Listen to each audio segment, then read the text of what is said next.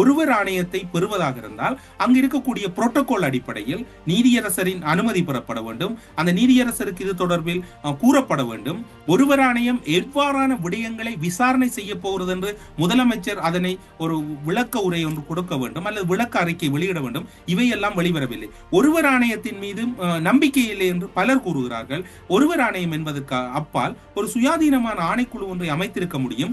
ஒருவர் ஆணையம் அவசரமாக ஸ்டாலின் அமைத்தது கூட பலருக்கும் சந்தேகம் இருப்பதாக எடப்பாடி பழனிசாமியாக இருக்கலாம், அங்கு இருக்கக்கூடிய பல முக்கியஸ்தர்கள் கூறுகிறார். முன்னாள் தமிழகத்தின் முதலமைச்சரும் தமிழக மக்களால் மிகவும் நேசிக்கப்பட்டவருமான கேப்டன் விஜயகாந்த் அவர்கள் ஒரு தேர்தல் பிரசார கூட்டம் ஒன்றிலே குறிப்பிடுகின்றார். இங்கு இருக்கக்கூடிய மின்பரப்பு ஜெனரேட்டர் எல்லாம் சொந்த காசிலே நான் இங்கு அந்த ஜெனரேட்டரை பயன்படுத்துகிறேன், அதை கூட அவர்கள் துண்டிப்பதற்கு முயற்சி செய்யலாம் என்று கூறப்படுகிறது. கரூர் பகுதிக்கு விஜய் சென்ற போது ஒரு ஜெனரேட்டரில் இருந்து புகை வந்தது, அந்த ஜெனரேட்டர் துண்டிக்கப்பட்டதான கருத்துக்களும் கூறப்பட்டது. இப்போது விஜயகாந்த் கூறுகின்ற இந்த விடயம் அங்கு சந்தேகத்தை ஏற்படுத்துகிறது.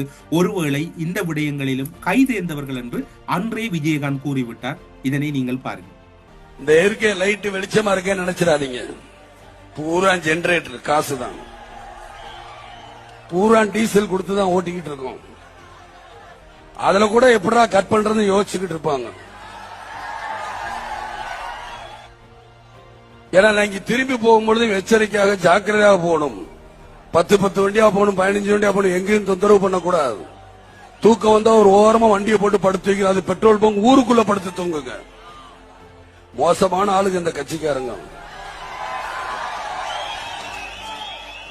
கேட்டா எங்களுக்கு ரவுடிசம்னா என்னன்னு தெரியலன்னு பேசுவாங்க. செய்யற ரவுடிசம் அவங்க தான்.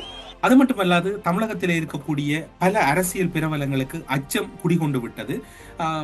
மத்திய அரசு சார்பில் 8 நாடாளுமன்ற உறுப்பினர்கள் நேற்றைய தினம் கரூர் பகுதிக்கு சென்று சில மேலதிகமான தகவல்களை பெற்றிருந்தார்கள். அவர்கள் ஒரு குழு அமைத்ததாக கூறியிருந்தார்கள். எவ்வளவோ விடயம் கிடக்கிறது, இதற்கு மட்டும் எதற்கு வர வேண்டும், இதற்கு வந்ததால் என்ன நடந்து விட்டது என்று வேறு யாரும் கூறவில்லை.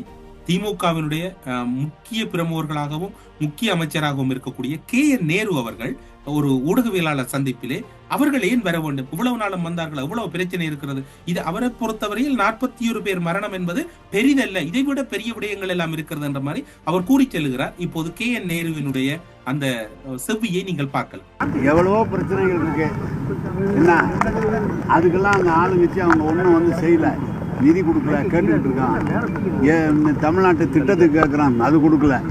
ஆனால் இதுக்கு மட்டும் 8 MP வராங்க. இது வரைக்கும் தமிழ்நாட்டில் இருக்கிற பிரச்சனைகளுக்கு பிஜேபி எந்த குரலும் கொடுக்கல.